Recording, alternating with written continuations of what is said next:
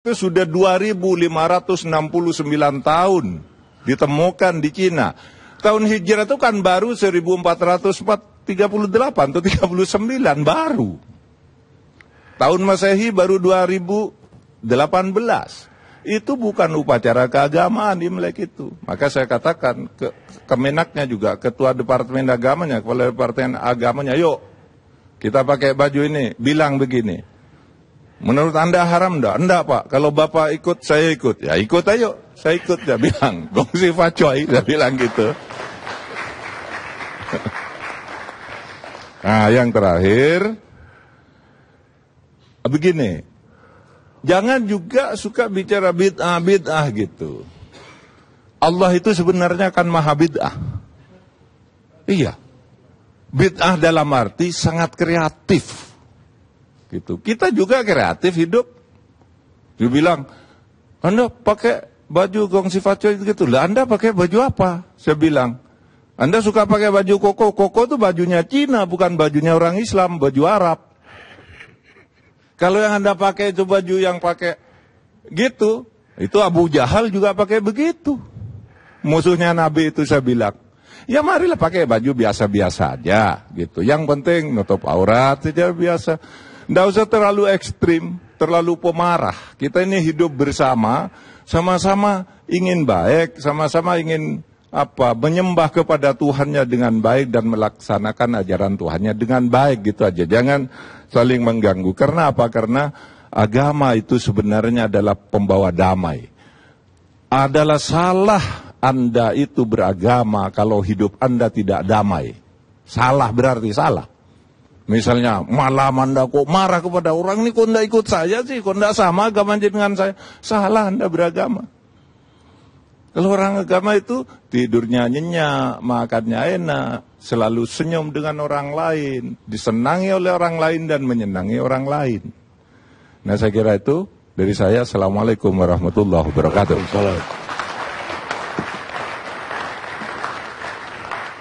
Pemirsa, ternyata sepakat terjadi keributan begitu. Jangan-jangan ini ada yang buat.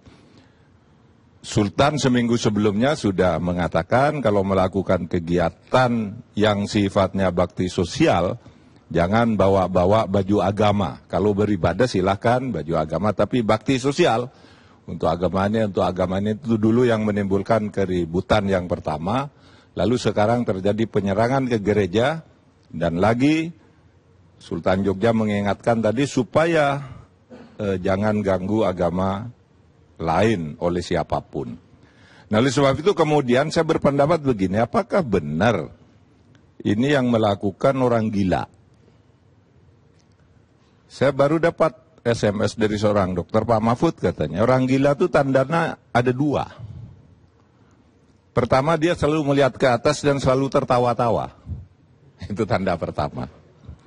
Yang kedua, kalau berjalan tegak dan berputar-putar. Jadi tidak mungkin dia memukul orang tuh memilih sasaran dan memilih waktu. Itu tidak gila itu. Itu buatan, kata ini SMS. Meskipun tentu saja tidak semua orang tertawa itu gila ya.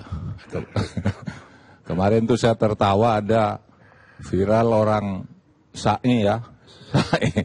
Allah Rabbi fir warham wa'fu wa takarram wa tajawaz, Pancasila satu, ketuhanan yang Maha Esa. Diikuti sama yang ini. Nah saya tertawa sendiri itu. Saya tidak gila gitu, tapi memang ada orang yang usil seperti itu gitu. Saya tidak tahu apa itu buatan apa tidak, tetapi katanya orangnya udah minta maaf ya. Kalau saya baca yang sekarang itu. Jadi begini. Ya, kesimpulannya begini. Saya kira agak tepat itu kalau apa yang terjadi ini adalah yang tadi dikutip oleh Tengku Zulkarnain yang mengambil dari Din Samsudin, bahwa ini nampaknya ada skenario yang sistemik. Ada skenario yang sistemik. Nah, skenario yang sistemik itu bisa operasi intelijen, bisa. Dan intelijen itu di dalam pertahanan dan keamanan itu kan ada juga teori tentang state terrorism. State terrorism itu artinya ya teror yang sengaja diciptakan oleh aparat negara agar gitu rakyat bisa ditakut-takut, tundukkan, dibilang jangan begini, jangan begitu gitu. Dibuat takut gitu. Tetapi susah juga ini yang mana, kan banyak intel kita. Kalau kita lihat keterangan-keterangan dari Kapolri, nampaknya juga polisi kewalahan dan saya melihat sungguh-sungguh gitu untuk mengungkap itu. Nampaknya dia tidak menjadi bagian dari intelijen itu. Kan intelijen kita banyak. Ada Kemenlu punya intelijen, pajak punya intelijen, polisi punya, tentara punya, kemudian negara punya sendiri. Ini yang mana yang melakukan itu? Kalau itu misalnya.